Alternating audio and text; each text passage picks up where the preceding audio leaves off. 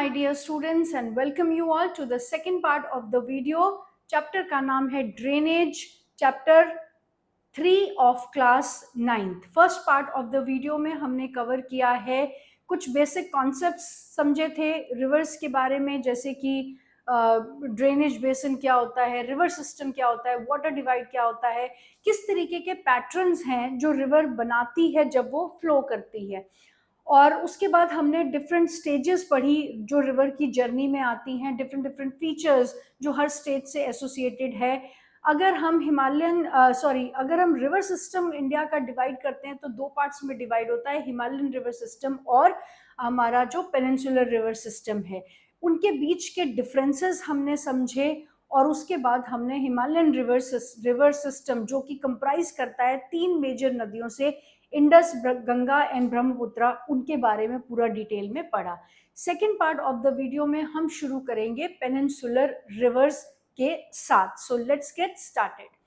Peninsular reverse की अगर हम बात करें तो आप देखिएगा, the main water divide in peninsular India is formed by western Ghats which run from north to south close to western coast, right? इस लाइन को अगर मैं आपको मैप पे समझाऊं तो इसका मतलब क्या है कि आपका जो नर्मदा और तापी नदियां हैं, आप देख रहे हो, ये दो नदियां हैं जो वेस्ट की तरफ फ्लो करती है, बाकी की सारी नदियां जो है वो ईस्ट की तरफ फ्लो करती है.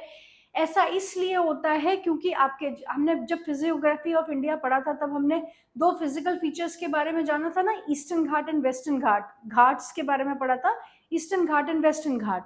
तो आपका जो वेस्टर्न घाट है वो बहुत स्टीप है और ईस्टर्न घाट जो है वो काफी जेंटल है. आपका जो वेस्टर्न घाट है ये यहाँ से नॉर्थ से लेकर साउथ तक में आप देखेंगे ये इस तरीके से एक वाटर डिवाइड क्रिएट करता है. वाटर डिवाइड क्या होता है? वाटर डिवाइड एक एलिवेटेड पोर्शन है जो एलिवेशन होने की वजह से, मतलब हाइट होने की वजह से नदियां जो है उसकी ऑपोजिट डायरेक्शन में फ्लो करती हैं. मेनली वाटर डिवाइड को हम डिफाइन करते हैं, it is an elevated area that separates the two main streams. दो मेजर बहने वाली नदियों को सेपरेट करता है क्योंकि वो एक एलिवेटेड पोर्शन है. तो जब एलिवेशन होगी तो एक नदी जो यहाँ है वो इस तरफ गिरेगी, एक नदी जो यहाँ है वो इस तरफ गिरेगी. तो इसी तरीके से आप देखिएगा कि जो वाटर डिवाइड है वो भी एक एलिवेटेड पोर्शन है जो कि नर्मदा और तापी नदियों को फ्लो देता है टुवर्ड्स द वेस्ट और बाकी की नदियों को फ्लो देता है towards the east. So western Ghat ये जो है, it is acting as a water divide between Narmada, Tapi and rest of the rivers of the peninsular plateau. Most of the major rivers of peninsular plateau such as Mahanadi, Godavari, Krishna, Kaveri flows eastward and drains into Bay of Bengal. जो काफी नदियां हैं, सिर्फ दो नदियां छोड़ दो, नर्मदा और तापी, उसके अलावा जितनी भी सारी नदियां हैं वो सभी ईस्टवर्ड फ्लो करती हैं और वेस्ट बंगाल में अपने आप को ड्रेन करती है. जबकि नर्मदा और Tapi it flows towards the west and drains itself into Arabian sea. These river makes delta. जो नर्मदा और तापी को छोड़ के नदियां हैं वो डेल्टा बनाती हैं, लेकिन नर्मदा और तापी डेल्टा नहीं बनाती हैं क्योंकि फिजियोग्राफी परमिट नहीं करती है. वहां का जो सरफेस एरिया है that does not allows the river to distribute itself and form delta. Therefore Narmada और तापी जो है वो एस्चुरी बनाती है. एस्चुरी क्या होता है?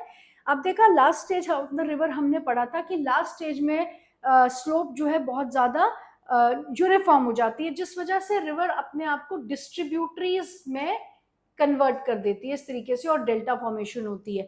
लेकिन यहाँ पर डेल्टा नहीं बन रहा, एस्चुरी बन रही है. That means river directly comes and drains itself into the bigger water body. मतलब डायरेक्टली जब रिवर फ्लो कर रही है बिना डिस्ट्रीब्यूट किए, जब वो अपने आप को बड़ी वाटर बॉडी के साथ मर्ज कर देती है उसे हम एस्चुरी कहते हैं. और जब डेल्टा बनता है तो रिवर डिवाइड कर देती है अपने आप को अलग अलग डिस्ट्रीब्यूटरीज में, जो कि बर्ड फुट को रिजेंबल करता है और उसे हम डेल्टा कहते हैं. Is it clear? There are numerous small streams flowing west of the Western Ghat. Narmada and Tapi are the only long river which flows west and makes estuaries. The drainage basin of the peninsular rivers are comparatively small. Obvious सी बात है, Himalayan नदियों को आपने देखा, उनके बारे में पढ़ने के लिए भी आपके पास बहुत कुछ था, बहुत सारी आपको वेरिएशन उनकी उसके सब्जेक्ट मैटर में भी नजर आई। लेकिन जब आप पेनिनसुलर रिवर्स करेंगे, टू द पॉइंट, बहुत प्रिसाइज है पेनिनसुलर नदियों के बारे में जो आपके पास जानकारी है, क्योंकि बहुत सारा कुछ नहीं है पेनिनसुलर नदियों को आपको रिप्रेजेंट करने के लिए। Is it clear? तो देखेंगे कि बहुत ज्यादा कॉम्प्लेक्स नहीं है पेनिनसुलर नदियों का जो सिस्टम है, बहुत ही सिंपल और प्रिसाइज है। क्लियर? सबसे पहली नदी जो है Narmada, Narmada river, that is rising from Narmada basin, right? From here Amarkantak hills in Madhya Pradesh, यहां से राइज करती है आपकी Narmada, and then it flows towards the west and drains itself into Arabian sea without forming a delta, estuary बना रही है। Clear? It flows towards the west in a rift valley formed due to faulting activities. अब ये जो है hard surface है जिसके ऊपर ये बहती है, नर्मदा, तापी या पेनिनसुलर नदियां जो हैं वो एक हार्ड सरफेस पे बह रही है। आपको सबको पता है पेनिनसुलर प्लेट्यू लावा, ऑर्गेनिक लावा से इसका ओरिजिन जो हुआ है, राइट? और ये ओल्डेस्ट लैंड मास भी है। क्लियर? तो ये जो सरफेस है जिसपे ये फ्लो करती हैं, ये हार्ड रॉक्स है। प्लेट टेक्टोनिक्स की वजह से इनमें रिफ्टिंग होती है, जिसकी वजह से रिफ्ट्स क्रिएट हो जाते हैं। रिफ्ट्स क्या होते हैं? गैप, दो लैंड मासेस के बीच में या दो ब्लॉक्स के बीच में जब गैप आ जाता है उसे रिफ्ट वैली कहा जाता है, राइट? तो ये नदियां जो है उन रिफ्ट वैली में से, मतलब चट्टानों के बीच में से फ्लो करती हुई निकलती हुई जाती है towards the west. On its way to the sea, the Narbada creates many picture sequence locations. The marble rocks near Jabalpur, wherein the Narbada flow through the deep gorges, and Dhauladhar Fall, where the river plunges over steep rocks, are some of the notable ones. Clear? कि जब नदी बहती है नर्मदा, तो रास्ते में बहुत सारी सुंदर, मतलब जो फीचर्स क्रिएट करती है या फिर पिक्चर सीक्वेंस लोकेशंस बनाती है। जब वाटरफॉल बनता है तो दूध धौलधार धावधार फॉल बनता है इसकी वजह से। And it plunges over steep rocks, मतलब कि बड़ी बड़ी चट्टानों से ऊपर से नीचे गिरता हुआ ये वाटरफॉल जो है आपको देखने को मिलेगा। All tributaries of Narmada are very short and most of these join the main stream at right angle. Right angle, अगर आपको याद हो तो मैंने आपको बताया था कि एक ऐसा पैटर्न है जो हार्ड सरफेस पे बनता है। हार्ड सरफेस पे बनेगा क्योंकि यहाँ पर कोई भी प्रॉपर आपको, मतलब सॉफ्ट रॉक नहीं मिलेगी जिसको इरोड किया जा सके। इस वजह से ये हार्ड सरफेस पे बनने वाला पैटर्न है। तो मेन नदी नर्मदा को जो रिवर्स ज्वाइन करती हैं वो राइट एंगल पे ज्वाइन करती हैं। द नर्मदा बेसन covers parts of Madhya Pradesh and Gujarat, right? तो बहुत कुछ ज्यादा इसमें समझाने वाला आपका इतना सब्जेक्ट मैटर है नहीं है। So you can clearly see it is rising from here, Madhya Pradesh, and covering parts of Gujarat and then going down into Arabian Sea. Next अगर हम देखें तो है हमारा तापी बेसन। तापी बेसन आपका ये रहा। यहीं पे हमने जब माउंटेन्स के बारे में पढ़ा था तो विंध्यन, सतपुरा, अरावली रेंजेस के बारे में मार्क किया था ना। So your Satpura ranges lies here, right? और यहाँ से आपकी जो तापी रिवर है वो राइज करती है from Satpura ranges in Betul district of Madhya Pradesh. 1 mark question. It flows in the Rift Valley parallel to Narmada, but it is much shorter in length. तो ऑलमोस्ट सिमिलर जोग्राफिकल एसोसिएशन है नर्मदा और तापी की, लेकिन तापी जो है वो नर्मदा से काफी छोटी नदी है। Its basin covers parts of Madhya Pradesh, Gujarat and Maharashtra. एक और यहाँ पे जुड़ गया है। The coastal plains between Western Ghats and Arabian sea are very narrow, hence the coastal rivers are short. The coastal plains between Western Ghats and Arabian Sea. यहाँ पे ये आपके वेस्टर्न घाट्स है अंदर की तरफ और कोस्ट है बाहर की तरफ। तो इनके बीच का जो एरिया है वो बहुत कम है और बहुत स्टीप है। इस वजह से भी इन नदियों को डेल्टा बनाने का टाइम नहीं मिल पाता है। Is it clear? So the coastal plains between Western Ghats and Arabian Sea are very narrow, hence the coastal rivers are also very short. इनका जो कोर्स है वो बहुत ज़्यादा लंबा नहीं है. The main river, west flowing rivers are Sabarmati, Mahi, Bharathapuzha and Periyar. ये सारी नदियाँ यहाँ से आप देखेंगे कि ये ट्रिब्यूटरीज हैं जो ज्वाइन करती हैं नर्मदा रिवर को, और ये मेन वेस्ट फ्लोइंग रिवर्स है along with Narmada and Tapi. Is it clear? ये थी आपकी वेस्टवर्ड फ्लोइंग रिवर्स जो कि अरेबियन सी में अपने आप को ड्रेन करती है. Now we are moving to the eastward flowing river, right. अगर हम गोदावरी की बात करें तो it is the largest peninsular river. आप मैप पे भी बहुत क्लियरली देख सकते हो. गोदावरी नदी आपकी यहाँ से ओरिजिनेट करके बहुत ही लंबा इसका ड्रेनेज बेसन आप देखेंगे, almost it is cutting across east and west. Is it clear?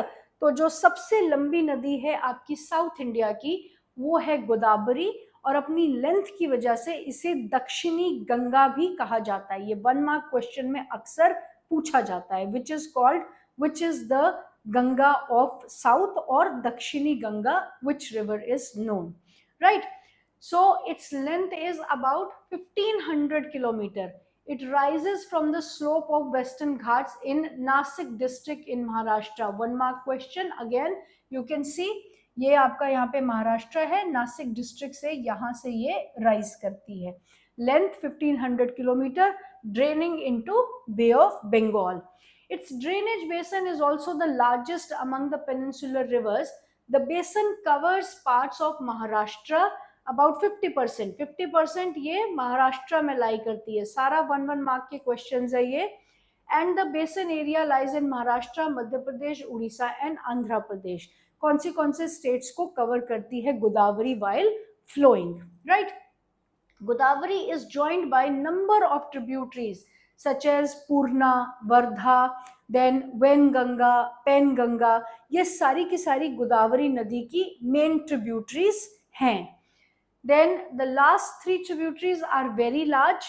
और आप देखोगे गोदावरी अपने आप में भी बहुत लंबी नदी है, और उसको जो ज्वाइन करने वाली ट्रिब्यूटरीज जो हैं वो भी काफ़ी लंबी है. और अपनी लेंथ की वजह से ही जो साउथ इंडिया में पाई जाने वाली नदियां हैं उनमें सबसे लंबी नदी है गोदावरी, जिसकी वजह से उसे दक्षिणी गंगा भी कहा जाता है. Is it clear? Then next we have is river Mahanadi. Mahanadi rises from the highlands in Chhattisgarh. अब आप ये देख सकते हैं यहाँ पे, यहाँ से महानदी जो है राइज कर रही है and then flowing towards the east, forming delta and then draining itself into Bay of Bengal, right? It flows through Odisha to reach Bay of Bengal. Length of the river is 816 kilometer as compared to Godavari. Godavari की कितनी थी? 1500 kilometers. Its drainage basin is shared by Maharashtra, Chhattisgarh, Jharkhand and Odisha. Is it clear about Mahanadi? Next we have the Krishna नदी. कृष्णा नदी आप देख सकते हो ये इस तरीके से flowing towards the east, right. Rising from spring near Mahabaleshwar, the Krishna flows for about 1400 kilometer, reaches Bay of Bengal. अब आप देखो गोदावरी भी लंबी नदी है और कृष्णा भी ऑलमोस्ट उससे सिर्फ 100 किलोमीटर्स ही कम है. तो कृष्णा नदी भी बहुत लंबी नदी है, गोदावरी भी बहुत लंबी नदी है. The Tungabhadra, Koyna and Ghatprabha, the Musi and Bhima are some of its main tributaries. 1 mark में ये क्वेश्चन पूछे जा सकते हैं कि ये नदियां कौन सी रिवर की ट्रिब्यूटरी है.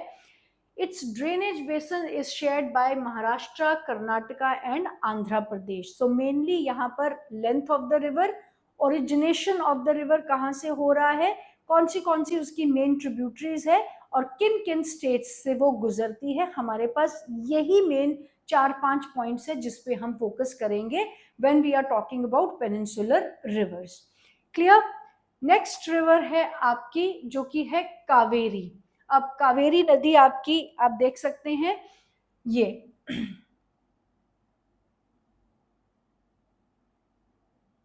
Right? This is your Kaveri.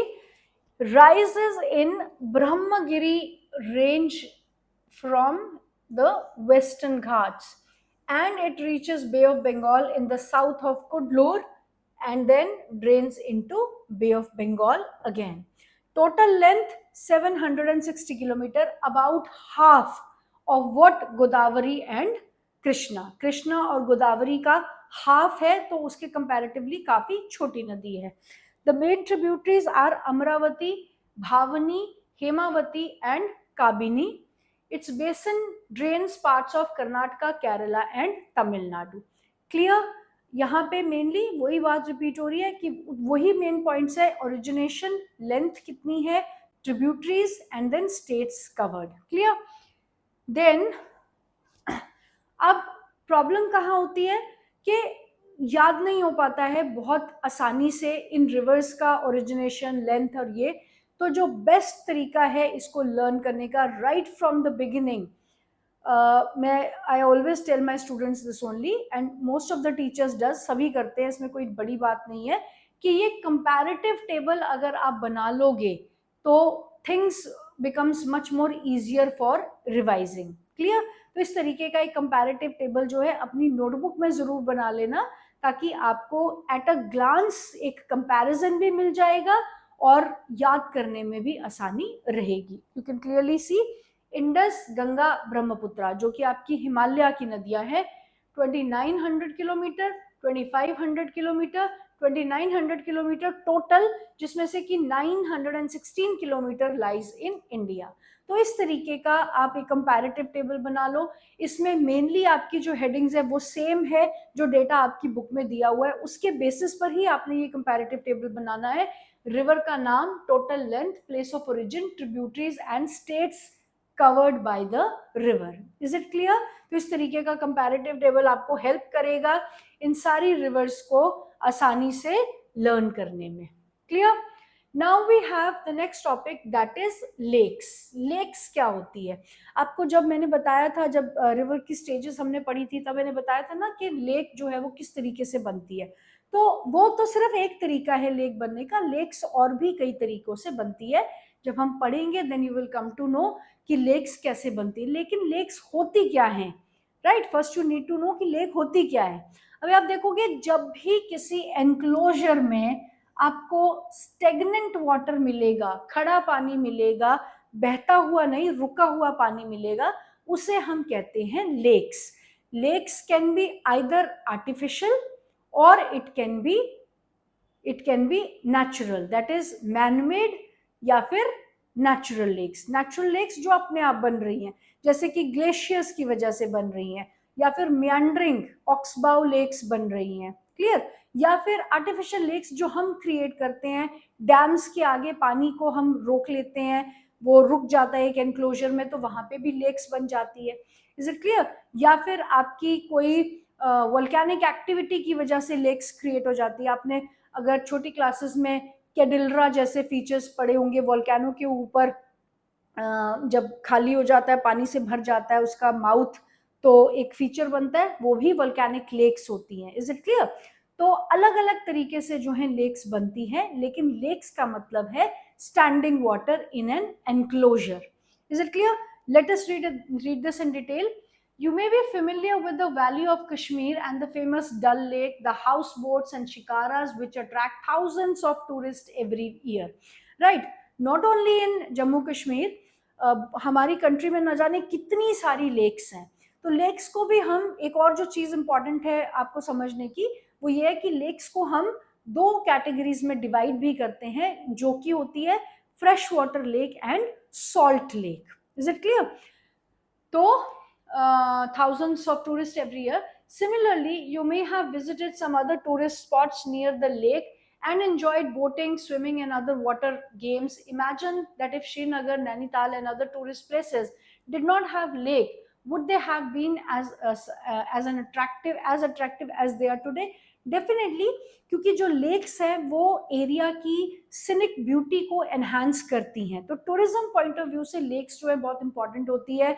वहाँ पे बोटिंग का प्रोविजन होता है, फिशिंग का प्रोविजन होता है, कुछ वाटर स्पोर्ट्स भी होते हैं। तो इस वजह से जो है ये मतलब फेमस टूरिस्ट स्पोर्ट्स है, जैसे नैनीताल है, स्पॉट्स हैं, sorry not sports, tourist spots हैं। नैनीताल है, आप उदयपुर चले जाओ, कितनी वहाँ पर लेक्स आपको देखने को मिलेगी। जम्मू कश्मीर, उड़ीसा, केरला की तरफ चले जाइए, तो फुल ऑफ लेक्स जो हमारी कंट्री, वो यहाँ पे बहुत सारी लेक्स पाई जाती हैं। Clear? Then, have you ever tried to know the importance of lakes in making a place attractive to tourists? Apart from attraction for tourists, lakes are also useful to human beings in many ways. Obviously, it is a water body, and it is if it is a fresh water lake, then obviously it can act as a source of water supply to us. Clear? Lakes of large extent are called sea. बड़े extent वाली lakes जो काफी बड़ी होती है, उनको सी कहा जाता है। Is it clear? Like the Caspian sea, the Dead sea and the Aral sea. आपने देखा होगा यूरोप और यूएसए, जो आपका साउथ अमेरिका वाला, नॉर्थ अमेरिका वाली साइड्स है, या फिर यूरोपियन कंट्रीज में अफ्रीका वाला जो पोर्शन है, वहाँ पे काफ़ी सारी आपको सीज जो है देखने को मिलेगी। मेडिटेरेनियन सी, कैस्पियन सी, यूराल सी, अराल सी। क्लियर?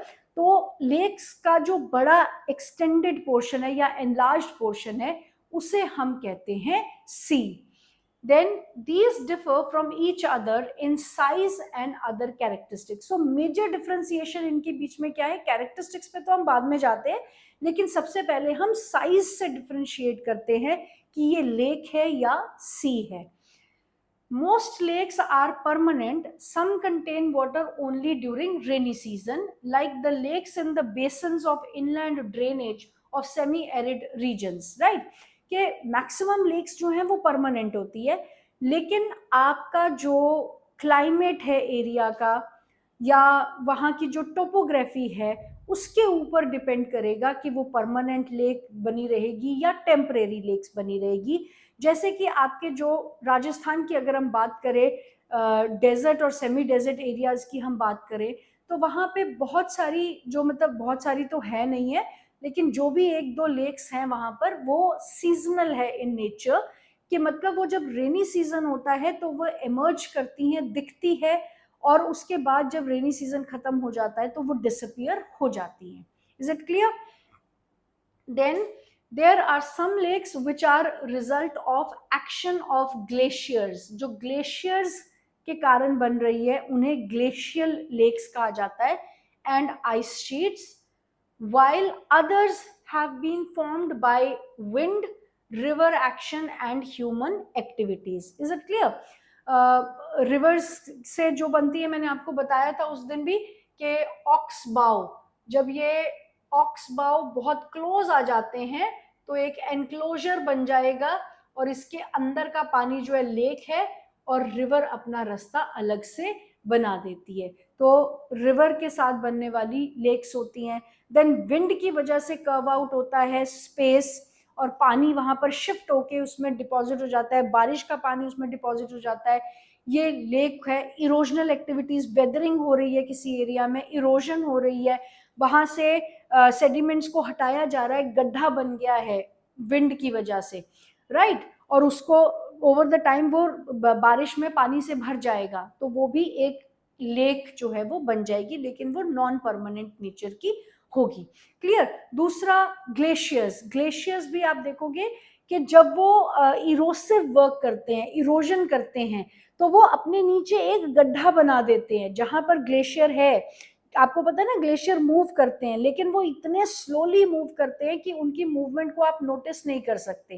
क्लियर? तो ग्लेशियर के नीचे का जो पोर्शन है, वहां पर इरोजन होती है, वो गड्ढा बन जाता है, और फिर ग्लेशियर का पानी पिघल के उसमें जमा हो जाता है।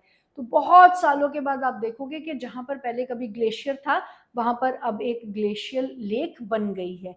या जरूरी नहीं है कि हर बार ग्लेशियर से इरोजन की वजह से ही लेक बनेगी, हो सकता है सिंपली ग्लेशियर्स के आगे अगर एक गड्ढा है तो ग्लेशियर का पानी पिघलता हुआ उस लेक में जमा हो जाएगा, वो भी ग्लेशियल लेक हो जाएगी। Is it clear?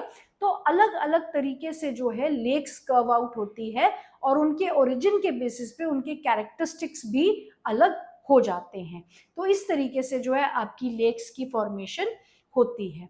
Then a meandering river across the flood plain forms cuts off, ये मैंने आपको ऑलरेडी समझा दिया हुआ है, ऑक्सबाउ लेक्स जो बनती है. Spits and bars form the lagoons in the coastal areas, the Chilka lake, the Pulicat lake and the Kolleru lake, ये सब लेगून्स की वजह से बनी हुई है. राइट, आपने देखा है ना कि कोस्टल एरियाज में कॉन्टिन्यूसली जो वेव्स हैं वो इरोसिव वर्क कर रही होती हैं. तो इरोसिव वर्क की वजह से गैप्स क्रिएट हो जाता है. हो सकता है चट्टाने हैं, पहले पूरी एक चट्टान थी, उसमें बार बार वेव्स हिट कर रही हैं, तो उसका कुछ पोर्शन वॉश अवे हो जाता है.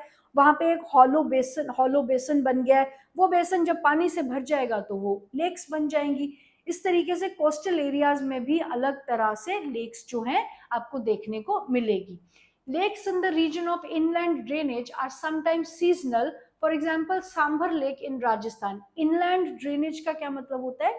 मतलब जो आपकी विद इन द कंट्री या फिर विद इन द स्टेट जो रिवर्स बह रही है, आपकी जो इनलैंड है, जो मतलब आपकी स्टेट के अंदर जो रिवर्स बहती है, उन्हें हम इनलैंड ड्रेनेज में काउंट करते हैं. राइट. सो ऐसी ही एक लेक है सांभर लेक जो कि राजस्थान में, लेकिन it is a salt water lake. अब सॉल्ट कहाँ से आया? दैट इज, उसके लिए तो वहां की टोपोग्राफी रिस्पॉन्सिबल है. Is it clear? Then most of the fresh water lakes are in Himalayan region. जाहिर सी बात है, हमारा जो फ्रेश वाटर का सोर्स है वही जब हिमालय से आ रही है नदियां, तो फ्रेश वाटर लेक्स भी आपकी हिमालयन रीजन में ही ज्यादातर पाई जाती हैं. And they are of glacial origin.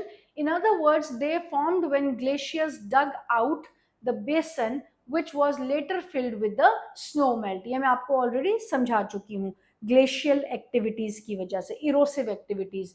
Wular lake in Jammu and Kashmir in contrast is the result of tectonic activity. अब कुछ एक लेक्स हैं जो टेक्टोनिक एक्टिविटीज की वजह से बनती हैं. Tectonic activities means folding, faulting, plate movements हो रही है जिसकी वजह से गैप्स क्रिएट हो गया.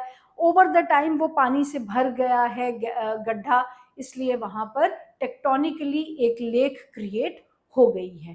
Clear? It is the largest fresh water lake in India. किस लेक की बात की जा रही है?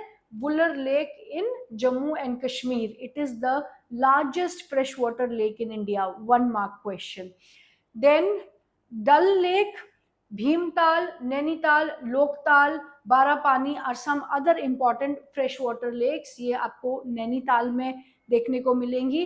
Apart from natural lakes, the damming of the river for the generation of hydel power has also led to the formation of lakes such as Guru Govind Bhakra Nangal Dam. Clear? अभी क्या होता है कि dam के आगे आपने देखा ना, पानी को मतलब हर वक्त तो डैम से पानी नहीं छोड़ा जाता, डैम के अंदर भी पानी जमा होता है, लेकिन उसका कुछ पानी कभी कभी रिलीज भी करना पड़ता है. तो डैम से के बाहर जो पानी है वो एक एनक्लोज्ड एरिया में रहता है, जिसको भी मतलब उसको भी हम लेक कहते हैं, और वो आर्टिफिशियली या मैन मेड लेक है. क्लियर? लेकिन उसमें भी boating, fishing and employment creation या फिर रिक्रिएशनल फैसिलिटीज जो हैं वो वहां पर भी अवेलेबल रहती है. इसलिए इकोनॉमिक पॉइंट ऑफ व्यू से आर्टिफिशियल लेक्स भी इंपॉर्टेंट कंसिडर की जाती हैं. आई होप यहाँ तक आपको समझ में आ गया. This map I have taken from maps for UPSC, और ये आपको मैप बहुत क्लियरली जो बता रहा है आपकी फ्रेश वाटर और सॉल्ट वाटर, जिसको कि ब्रैकिश वाटर मीन्स खारा पानी, सॉल्ट वाटर भी कहा जाता है. और सॉल्ट वाटर वाली जो लेक्स है वो ह्यूमन कंजम्पशन के लिए नहीं होती है. So very clearly this map आपको ऑरेंज में जो है वो सॉल्ट वाटर लेक्स है और ब्लू में जो है वो फ्रेश वाटर लेक्स है. और ये मैप है map for UPSC, maps for UPSC.com. यहाँ से मैंने ये मैप रेफरेंस के लिए यूज किया है ताकि आपको क्लियरली लेक्स बताई जा सके कि इंडिया में and number of lakes can be found. Is it clear? लेकिन हमें ये सारी की सारी लेक्स नहीं करनी है, हमें सिर्फ वही करनी है जो CBSE ने मेंशन की हुई है. Clear? From map point of view. Now, lakes are of great value for human beings. Why? Lakes helps to regulate the flow of river. Right. Flow, regulate the flow of river क्या होता है, कभी कभी आपने देखा कि भारी बारिश होने की वजह से जो नदी है उसका पानी का लेवल जो है वो बहुत ऊपर तक आ जाता है। क्लियर। तो अगर रिवर के पास में लेक है तो काफी सारा पानी जो है लेक अपने अंदर एडजस्ट कर लेती है, जिससे कि फ्लडिंग वगैरह जो बाढ़ आने की स्थिति को जो है काबू किया जा सकता है। इसलिए लेक जो है कभी कभी डिजास्टर, फ्लडिंग से होने वाले डिजास्टर को भी रोक सकती है। Clear. During heavy rains it prevents flooding and during the dry season it helps to maintain the even flow of the water.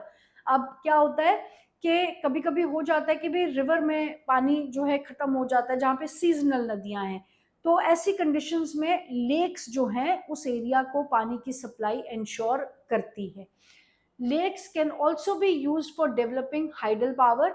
अगर फिजियोग्राफी परमिट करती है और अप्रोप्रिएट वहां पे फिजिकल फीचर्स इस तरीके के हैं कि लेक के ऊपर जो है हाइड्रो इलेक्ट्रिसिटी जनरेट हो सकती है, तो ऐसी कंडीशन में लेक के पानी से हाइड्रो इलेक्ट्रिसिटी भी जनरेट की जाती है। They moderate the climate of the surrounding and maintain the aquatic ecosystem, enhances natural beauty, help develop tourism and provide recreation. Clear. सबसे पहला क्या पॉइंट है, they moderate the climate of the surrounding. अब moderate the climate of the surrounding कैसे होता है, हम कहते हैं ना वाटर बॉडीज बहुत इंपॉर्टेंट है क्लाइमेट को मॉडरेट करने में या क्लाइमेट को रेगुलेट करने में, राइट। बहुत ही सिंपल सी बात है, आपने छोटी छोटी क्लासेस से साइकिल, वाटर साइकिल पड़ी हुई है ना, तो अगर वाटर साइकिल ही नहीं, मतलब अगर वाटर बॉडीज ही नहीं होंगी अर्थ सरफेस पे, तो पानी इवेपोरेट कहाँ से होगा, वापस एटमॉस्फेयर में कहाँ से जाएगा, वो साइकिल कैसे पूरी होगी और फिर वापस बारिश के फॉर्म में कैसे बनेगा। तो जहां पर भी रिवर्स हैं, वाटर लेक्स है, वो रेगुलेट करती हैं उस एरिया के क्लाइमेट को, बहुत ज़्यादा वो वहाँ गर्मी नहीं होने देती हैं, मतलब मॉइस्चर रहेगा आसपास के एरिया में, वहाँ का टेम्परेचर काफ़ी मेंटेन रहता है, ठंडा रहता है, उस तरीके से वो क्लाइमेट को जो है रेगुलेट करती हैं। Then maintain the aquatic ecosystem. पानी में न जाने कितने तरीके की जो मेरीन लाइफ है वो पाई जाती है, तो जाहिर सी बात है ये रिवर्स हैं चाहे लेक्स हैं, ये एक्वेटिक लाइफ सिस्टम को सपोर्ट करती हैं। और ये सिर्फ एक्वेटिक लाइफ को सपोर्ट ही नहीं कर रहे, हमारे इकोसिस्टम को बैलेंस करने में भी मदद कर रहे हैं, right. Enhances the natural beauty, obvious सी बात है टूरिज्म पॉइंट ऑफ व्यू से बहुत अट्रैक्टिव लगती हैं ऐसी लोकेशंस। लोग जो है यहाँ पे फिशिंग के लिए, स्विमिंग के लिए, बोटिंग के लिए अक्सर आपको घूमने आते दिखाई देंगे। क्लियर। सो ये सारे पॉइंट्स हैं आपके, जो 5 मार्क्स क्वेश्चन में आता है वो आपका है question, what are different benefits of lake, या how economically lakes are important. और पहले वाले पार्ट में आपका क्वेश्चन जो आता है वो 3 नंबर का आता है, right short notes on lake and different kinds of lakes. 5 में भी आ सकता है, कोई कंपल्शन नहीं है कि 3 में ही आए। Clear. Then next we have role of rivers in economy, बहुत important, right question from value based point of view. ये क्वेश्चन आता है रिपीटेडली, टीचर्स जो है डालते हैं क्योंकि ये एक वैल्यू बेस्ड क्वेश्चन है। रिवर्स आप देखोगे कि एक बहुत ही इंटेग्रल पार्ट है हमारी सोसाइटी का। अगर हम उसका इकोनॉमिक बेनिफिट भी छोड़ दें तो भी आप देखोगे कि रिलीजियस पॉइंट ऑफ व्यू से भी, specially countries like India, reverse सिर्फ एक वाटर रिसोर्स नहीं है, बहती हुई नदियां नहीं है, सेंटिमेंट्स जुड़े हैं, रिलीजियस सेंटिमेंट्स जुड़े हैं हमारी कंट्री के लोगों के इन नदियों के साथ। सो उस व्यू पॉइंट से भी नदियां जो है बहुत इंपॉर्टेंट है। Clear. So rivers have been of fundamental importance throughout the human history. Clear. शुरू से ही आप देखोगे, आपने ये बात काफ़ी सारी मूवीज़ में भी सुनी होगी कि जब भी कभी आप जंगल में गुम हो जाते हो तो आपको पानी को मतलब फॉलो करना चाहिए। कोई अगर नदी उसके पास में बह रही है तो उस रिवर को फॉलो करना चाहिए, क्योंकि रिवर जो है वो हमेशा आपको सेटलमेंट्स तक लीड करेंगी। ऐसा क्यों होता है, क्योंकि जाहिर सी बात है पहले टेक्नोलॉजी इतनी डेवलप नहीं थी, तो पानी जो है हम तक पहुंचाना मुश्किल था, इसलिए हम पानी के पास में जाके रहते थे। तो जितनी भी सेटलमेंट्स हैं, जो पुरानी सेटलमेंट्स की भी अगर हम बात करें, Indus valley civilisation, Mesopotamian civilisation, इनकी बात करें, तो ये सारी ही आप देखोगे कि पानी के किनारे पर ही ये सेटलमेंट्स डेवलप करती हैं। तो बहुत इंपॉर्टेंट है पानी, रिवर्स, क्योंकि they are the source of one of the main ingredient that is needed by us during the entire day for various activities. Water from the river is basic natural resource essential for various human activities. Therefore, river banks have attracted settlers from ancient times. These settlements have now become big cities. Is it clear?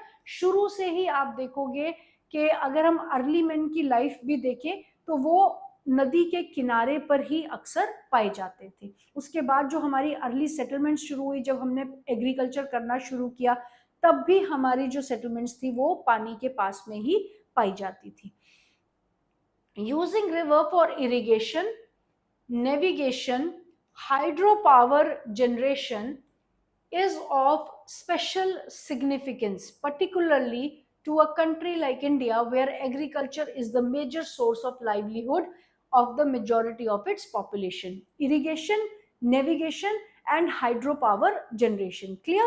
बहुत सी आप देखोगे large scale जो हमारी percentage है बिजली की consumption और बिजली की जो उपज है वो हाइड्रो पावर जनरेशन से हो रही है, क्योंकि by the grace of God fortunately हमारे पास बहुत सारी ऐसी लोकेशंस हैं जहाँ पे मतलब फिजियोग्राफी हमारी परमिट करती है कि हम हाइड्रो इलेक्ट्रिसिटी जनरेट कर सके। Is it clear? तो उसके अलावा इरिगेशन, मेजर मतलब रिवर्स, क्योंकि हमारी कंट्री लार्जली एग्रीकल्चर है, तो एग्रीकल्चर या तो बैकवर्ड स्टेज पे रहेगा डिपेंडेंट ऑन मॉनसून। अगर आप एडवांस करना चाहते हो अपने एग्रीकल्चर को तो जाहिर सी बात है कि आपको इरिगेशन फैसिलिटीज देनी पड़ेगी, और इरिगेशन फैसिलिटीज जो हैं हम वो लार्जली इन रिवर्स से पानी उठाते हैं फील्ड तक पहुंचाने के लिए। दूसरा नेविगेशन, नेविगेशन में आप देखिएगा नॉट ओनली ओवरसी नेविगेशन बल्कि इनलैंड नेविगेशन भी बहुत प्रोमिनेंट है इंडिया में। नॉर्थ इंडिया की अगर हम बात ना करें, क्योंकि नॉर्थ इंडिया की टोपोग्राफी डिफरेंट है, लेकिन अगर हम साउथ इंडिया की बात करें तो साउथ इंडिया में इनलैंड नेविगेशन बहुत चलती है। Inland navigation means with in the country itself. With in the country doesn't mean कि हम एक स्टेट से दूसरी स्टेट जाते भी हैं। आप देखोगे महाराष्ट्र से गोवा लोग पानी के थ्रू आते हैं, छोटी छोटी बोट्स एंड शिप्स के थ्रू आते हैं, तो it is not a big deal, right? Kerala की तरफ देख लो, तमिलनाडु में देख लो, झारखंड वगैरह में देख लो, और हरिद्वार की तरफ आप देखो तो वहां पे इनलैंड नेविगेशन बहुत चलती है, मतलब बोट से जो है लोग एक जगह से दूसरी जगह ट्रैवल करते हैं। और उसके अलावा अगर हम इंटरनेशनल या ओवरसीज नेविगेशन की बात करें तो हमारी पूरी की पूरी coastal boundary it supports large scale oversee navigation. International मतलब जो पोर्ट्स को हम एक्सेस कर सकते हैं अपने कोस्टल एरियाज से। क्लियर? सो रिवर्स जो हैं वो irrigation, navigation and hydro power generation के पॉइंट ऑफ व्यू से स्पेशली बहुत बेनिफिशियल हैं। नाउ बेनिफिट्स तो हमने देख लिए, लेकिन प्रॉब्लम भी तो हमें सोचना पड़ेगा ना, और फिर उसके सोल्यूशन की भी बहुत ज़रूरत रहेगी।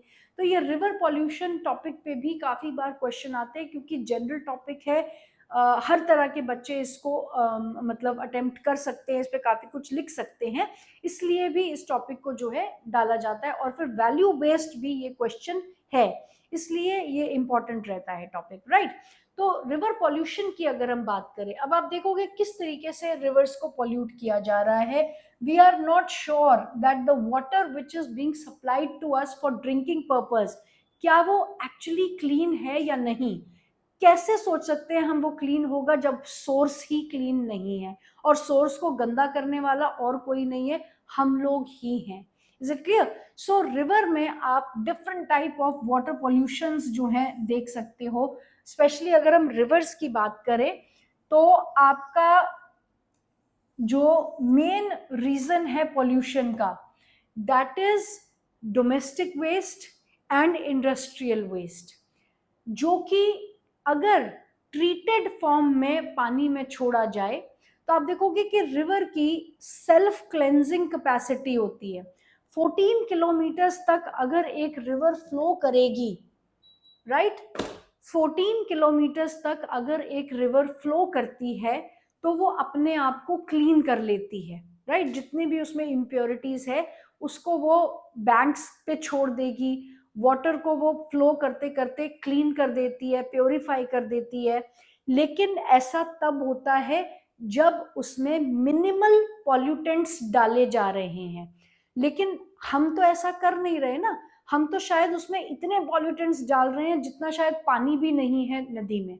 Is it clear? Industrial waste सारा का सारा रिवर्स की तरफ डाइवर्ट कर दिया जाता है, और वो भी केमिकली अनट्रीटेड। क्लियर? और उसके बाद आप अपना डोमेस्टिक वेस्ट देखिए कहाँ जा रहा है, अल्टीमेटली कहीं ना कहीं वो सी या रिवर में उसको ड्रेन कर दिया जाता है। उसके बाद आप देखिएगा कि हमारी कहीं ना कहीं रिलीजियस प्रैक्टिसेस भी हार्म करती हैं हमारे रिवर सिस्टम्स को। तो बहुत तरह के मतलब रिवर पॉल्यूशन जो है हमारे को कंट्री में देखने को मिलते हैं।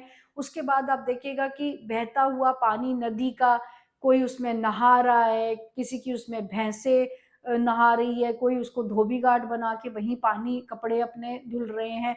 मतलब all these activities are leading to large scale deterioration of the quality of water which we are ultimately consuming.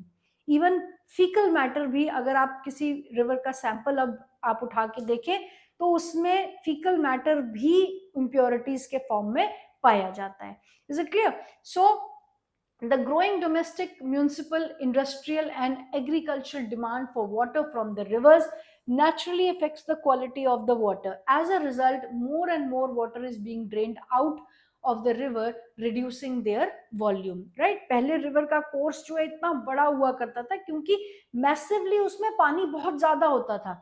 लेकिन अब रिवर से पानी इतना ज्यादा निकाल लिया जा रहा है कि रिवर के कोर्सेज भी अब छोटे हो गए हैं, क्योंकि हम एग्रीकल्चर के लिए पानी वहां डाइवर्ट कर रहे हैं, डोमेस्टिक यूज के लिए हम पानी वहां वहां रिवर से डाइवर्ट कर रहे हैं, कमर्शियल यूजेस के लिए हम पानी रिवर से डाइवर्ट कर रहे हैं। तो अल्टीमेटली रिवर्स में पानी इतना कहाँ से आएगा?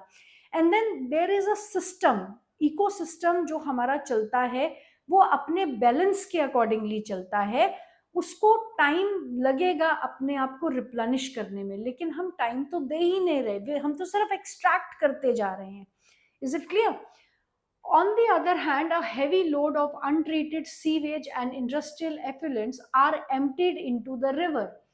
Heavy loads of untreated sewage and industrial effluents, जितना भी आपका गंदगी है, चाहे वो इंडस्ट्री से आ रहा है, चाहे वो घरों से सीवेज के थ्रू निकल के आ रहा है, उन सबको हम रिवर्स में छोड़ देते हैं क्योंकि वो हमारी नजरों से दूर हो गया, इसलिए हमें लगा कि वो अब चला गया, जहां जाना था उसने चला गया। लेकिन अल्टीमेटली वही पानी तो वापस हमारे पास आ रहा है पीने के लिए। तो अगर उसे रिवर्स में छोड़ना भी है तो we have one solution that it can be chemically treated first and then आप उसको पानी को रिलीज करो रिवर्स में। केमिकली ट्रीटेड मतलब कि आप अगर उसमें कुछ केमिकल्स इस तरीके के डाल दोगे जिससे कि उसकी इम्प्योरिटीज डाइल्यूट हो जाएगी, तो उसका पॉल्यूशन लेवल जो है काफी कम हो जाता है पानी का। This affects not only the quality of water but also the self cleansing capacity of the river. For example, given the adequate stream flow, the Ganga water is able to dilute and assimilate pollution loads within 20 kilometers of large cities. But the increasing urbanization, industrialization do not allow it to happen, and the pollution level of many rivers has been rising. Concern over rising pollution in our rivers lead to launching of various action plans to clean the rivers. Clear? तो बहुत ही important एक बात यहाँ पे बताइए कि अगर हम नेचर के साथ छेड़छाड़ ना करें तो आप देखो नेचर हमें कॉन्टिन्यूसली प्रोवाइड कर सकता है, लेकिन क्योंकि हमारी नेचर के साथ इंटरफेरेंस इतनी ज्यादा हो जाती है कि फिर नेचर डिस्ट्रक्शन पे उतर जाता है। क्लियर?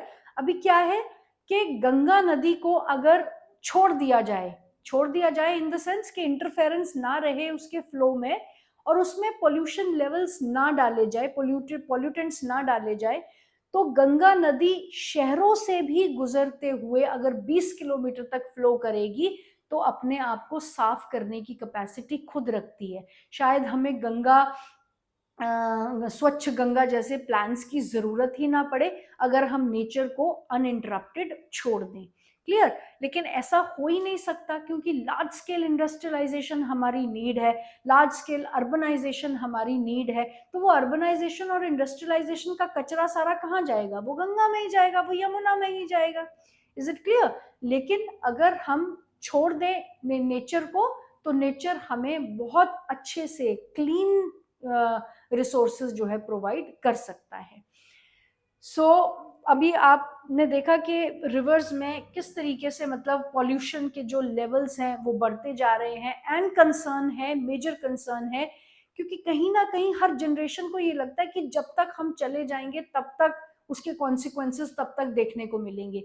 लेकिन अब अगर आप धीरे धीरे देख रहे हो तो कॉन्सिक्वेंसेस हम ऑलरेडी देखना शुरू कर चुके हैं।